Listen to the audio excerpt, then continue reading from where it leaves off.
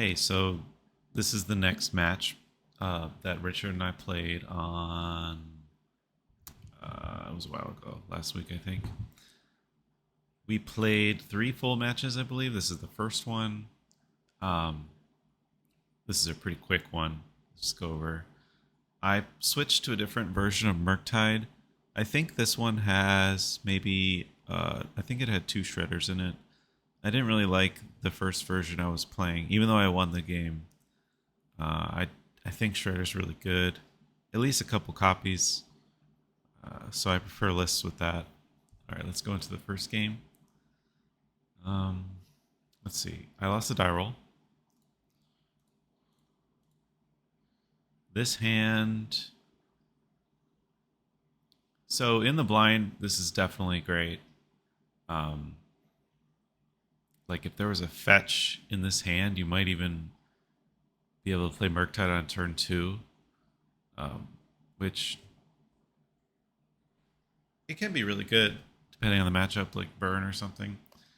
But Spire Bluff's great. We got a preordain. The baubles, we don't know what those cards are going to be, but even like say these baubles weren't there, this is like about as good of a five as you can imagine. So just but then we have two extra cards. So against Hammer, this is not the best, I think, because we really want some kind of interaction. But I keep this one. Let's see. Richard keeps seven. So they go turn one.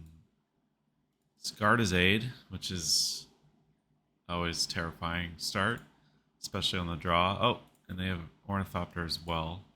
So, I mean, I draw Steam Vents. In these kind of situations on the draw against Ornithopter Sigarda's Aid, I'm never really sure what to do. Like, obviously, I could die next turn if they have two hammers in hand plus a land. But how likely is that? Like, I don't know how scared I'm supposed to play. So maybe even the thing is that even if they don't have two hammers, if they just have one, I mean, this is game one. So Ornithopter with a hammer on it, I don't have Brazen Borrower in my deck. The only out I guess is Otawara at that point, but that's so slow. I would just die. So I think them just having one hammer here, I'm dead. Um, because I don't have a removal spell. Like, and then if I do have a removal spell, if they have two hammers, I'm still dead. So, um, I already rewatched this before starting to do this commentary, and I was a bit surprised, or I was a bit confused over what I should have done. Like, I ended up not casting Preordain and just baubling, trying to find a removal spell. I'm not sure if that's playing too scared. Um, Actually, let's look what happened. So I placed Bauble. Look at the top of my deck. Okay, so I think that is the right sequencing. Like before I do anything else, just make sure to see what's on top of my deck. I I suppose there is Force of Negation in my deck. So if I bauble myself and see Force on top, then I can preordain basically without worry. Like again, if they have double Sigarda's Aid, then I lose still in that situation. But seeing Counterspell on top, oh man, it's bad. So then I play another bauble, look at what they've got, more information. So this is one of the three cards I mentioned. So if they have two hammers in hand, I'm dead. Um, then I just play Spire Bluff and pass, hoping to draw a removal spell. So I guess the ideal situation here is that I draw a removal spell and they just have one hammer and no Surge of Salvation.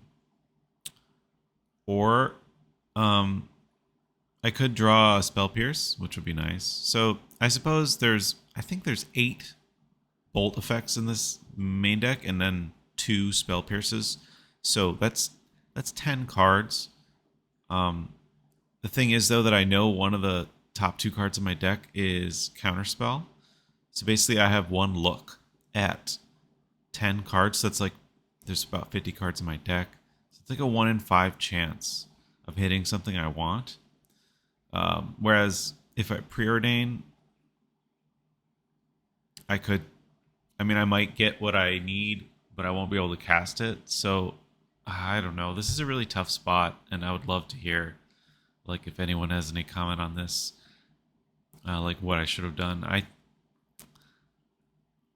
think maybe I feel like keeping mana up like this, like the hammer player is going to assume, right, that I have something. So maybe they're less likely to just throw it out there. So I know that if I cast Preordain, obviously they're just going to do it if they have it. So I think I actually like this play, even though it doesn't work out.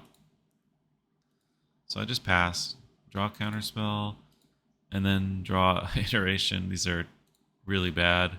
I don't think this game is going to last much longer. Okay, so it looks like there is no hammer, because Richard cast Stoneforge, which I can't do anything about. But now I know for sure that he's going to have hammer. Yep, and there it is. And now I draw a land, which is another bad draw. So basically, holding up Counterspell doesn't do anything here because you can use Stoneforge Mystic to flash the hammer in. Iteration, we tap out. So I think the only play is just to cast Preordain and kind of hope. So I cast Preordain. I do hit a heat, so I'm not technically dead. I bottom the DRC. I draw the heat, play a Spire Bluff, pass. Again, dead to 2 hammers. I'm also dead to another Sigarda's Aid, which is what ends up happening. Because you can... So here...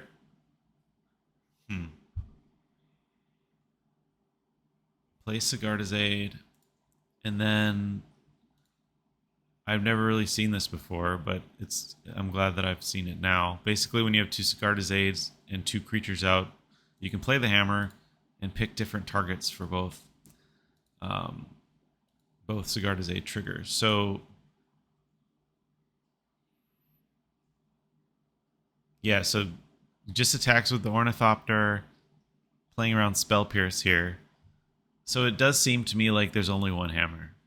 He has 3 cards, and one of them's hammer. So it seems like there's just one hammer in hand. And Richard, I was wondering for a moment why he didn't attack with Stoneforge as well, but yeah, it makes sense that he doesn't have another hammer in hand, so he's trying to play around Spell Pierce. So basically attacks the Ornithopter. I just have to wait here to see what he does. I mean, he's going to flash in the hammer. And then with Sigarda's Aid triggers twice. So with the first trigger, you can target Ornithopter, and the second trigger, you can target Stoneforge. And so no matter what I kill here, eventually he will end up with a creature with a hammer equipped. And like I said, this is game 1. There's basically nothing I could do. Looking back, I should have...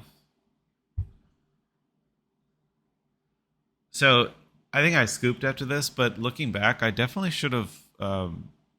there's no reason not to heat the Ornithopter here, because this buys me another turn, right?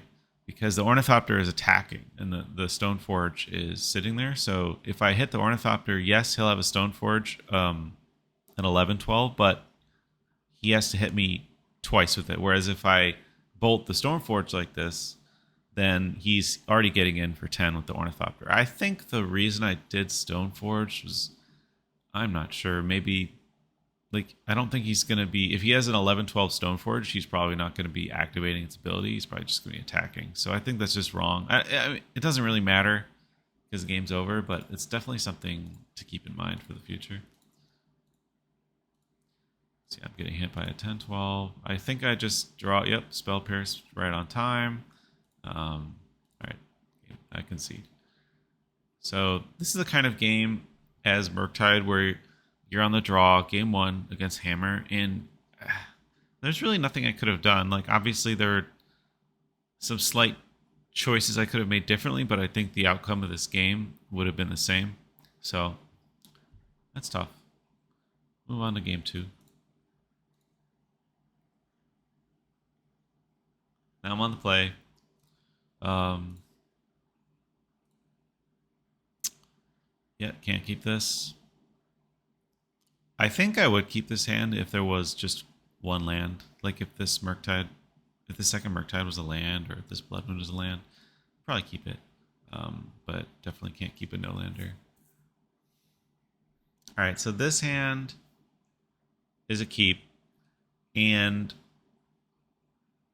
I think it's possible that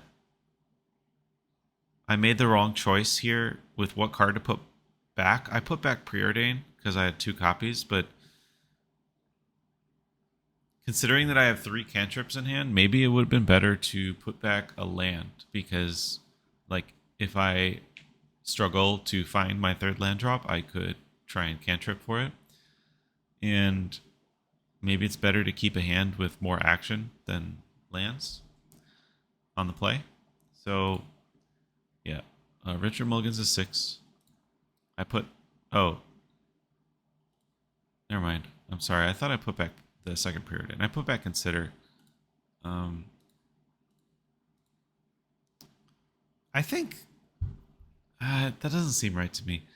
I think because I have heat, it might be nice to have the split of Consider and Preordain. Like I said, I should have just put back a land first of all, but if I'm gonna put back a spell, I probably should have put back one of the Preordains, because holding up Consider / Unholy Heat on turn 1 is pretty strong. But I don't think, I'm not sure if I even want to hold up Unholy Heat on turn 1. Yeah, I think I would want it. I don't think his list plays Esper Sentinel, so I'm not sure if I'm Unholy Heating. What's it called? Ornithopter. So, probably just Preordain. Yeah. Okay, so Fury's great. Murktide will be good eventually, but it's just it's too slow. So I'm gonna keep Fury. And they go turn 1 hammer, which, like I said in the previous video, usually when my hammer opponent plays hammer on turn 1, I kind of assume they either have Paladin or Saga. And they definitely don't have Sigarda's Aid. Let's see if he has any. Okay, no 0 drops. So I draw Blood Moon. I know that this version of Hammer is like mono white. So I'm kind of on the fence usually about Blood Moon. I think where I've landed, or not, I haven't really played recently, but where I used to be with Blood Moon against mono white Hammer was, I think it might be worth it on the play. But on the draw, it's too slow. Like, I mean, on the draw, a 3 drop against Hammer, you're probably already dead. So, yeah, on the play, I think it's okay. Here, I mean, they went Plains Go, so it's not looking so hot. But maybe if they play a Saga, which I think they have. Okay, so like I've said in Discord a couple times, I always fetch before I preordain, and because I just drew the Blood Moon, it makes sense to me to play Flooded Strand, fetch an island, and then cast Preordain, hold up Unholy Heat. Basically what I'm looking for here, I have the Blood Moon, so I feel like I have Urza Saga covered. I believe what I would be looking for with this Preordain, I would love to hit a Spell Snare or a Stern Scolding, just anything to deal with the Paladin, because I'm not worried about Saga here. I'm just worried about Paladin. So yeah, fetch, island, Preordain. So here I keep, I think I top. So I keep the island. I think probably the main reason I did that is just because I have Blood Moon in hand. But you really want 2 blue sources when you have Blood Moon. But I do believe I cut the subtleties and the counter spells, so the only double blue spell I have left is Murktide. So maybe, honestly, maybe I should have bottomed Well, I am also trying to hit land drops in the in case I want to hardcast Fury. I could see a case for bottoming both of those cards though and just digging, or maybe keeping Preordain or bottoming both, just digging really hard for a Spell Snare or a Stern Scolding, because I think at this point, Paladin is the only way I lose this game. I mean, assuming they don't draw Sigarda's Aid plus another hammer at some point. All right, so they go Saga, which, yep, I'm happy to see that. But they play Stoneforge. Curious what they get. Okay, Nettle Cyst. So this tells me, I feel like this is more evidence that they don't have Sigarda's Aid in hand. Also, they kept 7.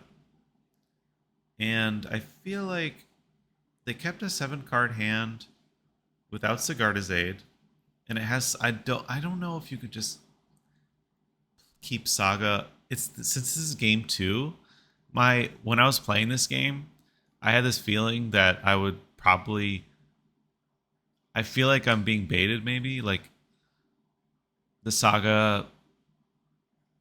Like they know Blood Moon's coming basically, and I might tap out for Blood Moon and then die. Like if they have planes and then the Paladin, which I'm pretty sure they have, and then a 0 drop, like I just die basically. So it's kind of a gamble, but if I don't answer the Saga, then I will just lose to that. So I feel kind of like in a bind here, and I basically feel like I have to play Blood Moon and just hope I don't die. So I play the island. Oh, I did. Okay, yeah, I did keep Preordain on top, which, it's okay. It's kind of slow because I know I'm casting Blood Moon this turn. I'll probably cast it next turn. All right, play Blood Moon. Now they're gonna hold up. If they don't have a Paladin next turn, well, okay. So let me think about this. In my head, if they just go Plains Go and hold up Nettle Cyst, that doesn't necessarily mean they don't have Paladin. I think it just means they don't have Paladin plus a 0 drop, because there's no way that you just play Paladin and pass here, right? Because then I could just bolt it for free. So you need to play the Paladin and be able to equip in the same turn.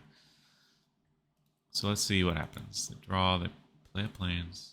Okay, yeah. So they just hold up Nettle Cyst, activate or Stoneforge activation. So I think the plan here is probably they're just gonna flash in the Nettle Cyst and then try and sneak in a Paladin.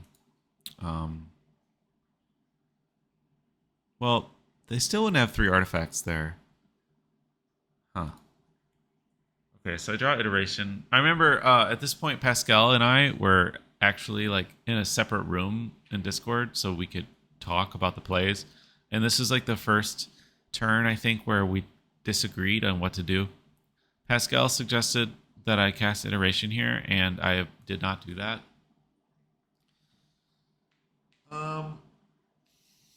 Looking back,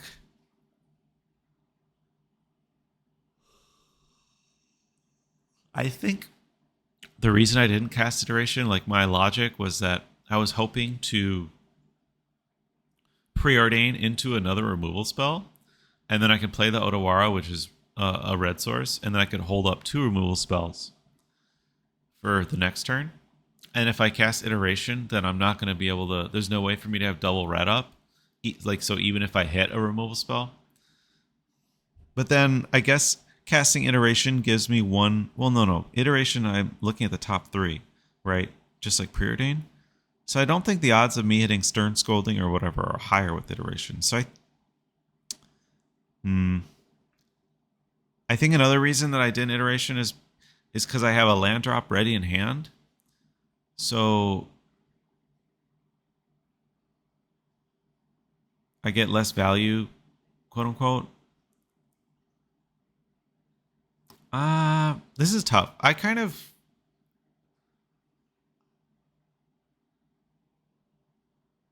I think I stand by casting preordain here, but I definitely see like how casting iteration also makes sense. I'm really not sure what's better.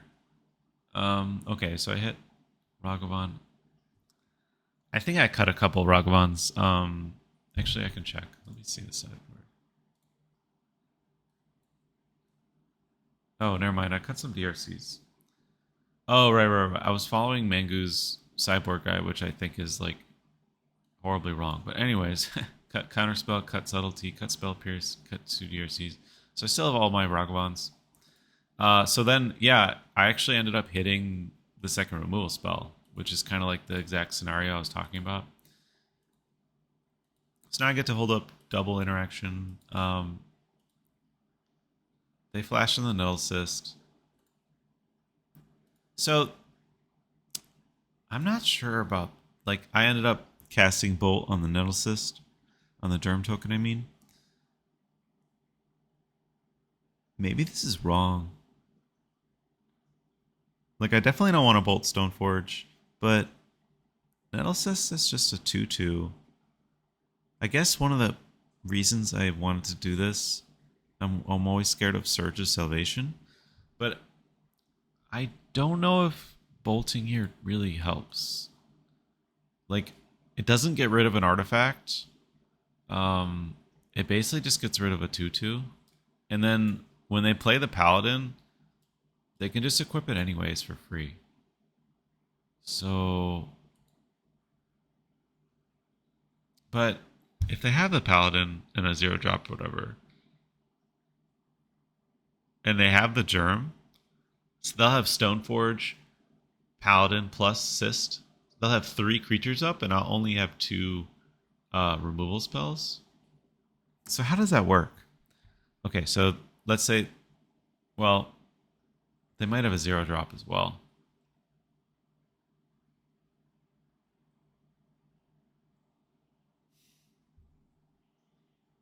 Okay, so they equipping is a sorcery.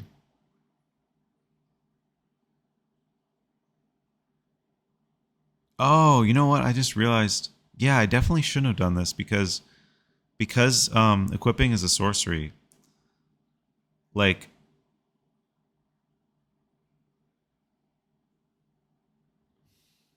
say, wait, I have to look. I forgot for a second. I have to look up Pure Steel Paladin. Doesn't it just? It just makes the equip cost 0, right? It's not like an instant or whatever. Yeah. Okay. So because it's a sorcery speed equip,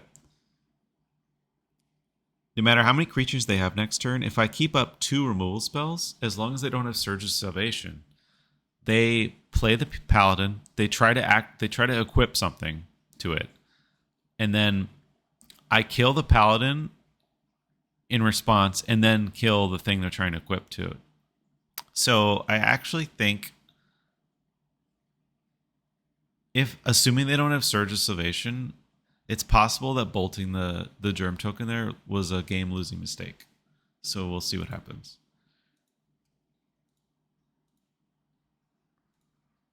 So they play a land. Yep, they got the hammer, and then here comes Paladin, and I lose. So, yeah, wow. Okay, so here, if I had double removal spell up, I would hit this, and then hit the Stoneforge, and then, I mean, I'm probably just good, right? I cast Iteration next turn. I try and find more removal spells. Okay. Definitely good to know. Yeah. Okay.